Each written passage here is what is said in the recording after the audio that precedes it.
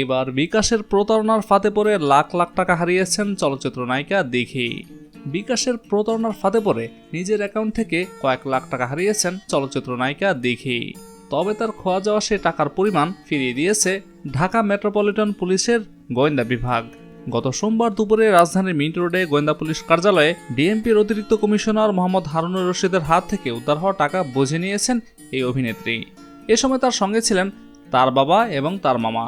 আর এই প্রসঙ্গে অতিরিক্ত কমিশনার বলেন, গত শনিবার দিঘির মোবাইলে একটি অপরিচিত নম্বর থেকে কল আসে, আর সেই ব্যক্তি নিজেকে বিকাশ অফিসের কর্মী হিসেবে দাবি করেন।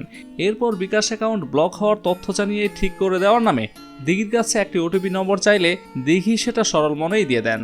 আর এর কিছুক্ষণ পরেই বিকাশ অ্যাকাউন্টের ব্যালেন্স চেক করলে দিঘি দেখতে পান তার অ্যাকাউন্ট থেকে 1,62,000 টাকা উধাও হয়ে গেছে।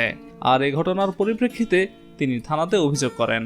আর সেই মামলার প্রেক্ষিতে দুজনকে গ্রেফতার করেছে গোয়েন্দা বিভাগ। তবে একটা প্রশ্ন থেকেই যাচ্ছে, কিভাবে বোকা বানিয়েছে সেই বিকাশের প্রতারক? আর এই প্রসঙ্গে দিঘি জানিয়েছেন, বিকাশের নির্দিষ্ট নম্বর থেকে একটি কল আসে, আমার বিকাশ নম্বর বন্ধ করে দেওয়ার কথাও বলে।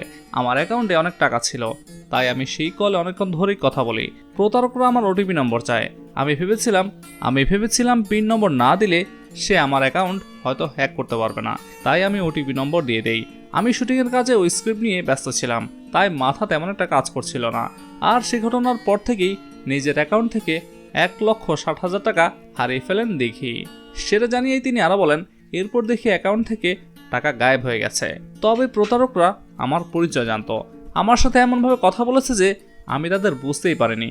আর পরবর্তীতে আমি বিষয়টি আইনশৃঙ্খলা বাহিনীর কাছে অবগত করি এবং তার প্রেক্ষিতেই পদক্ষেপ নেয়।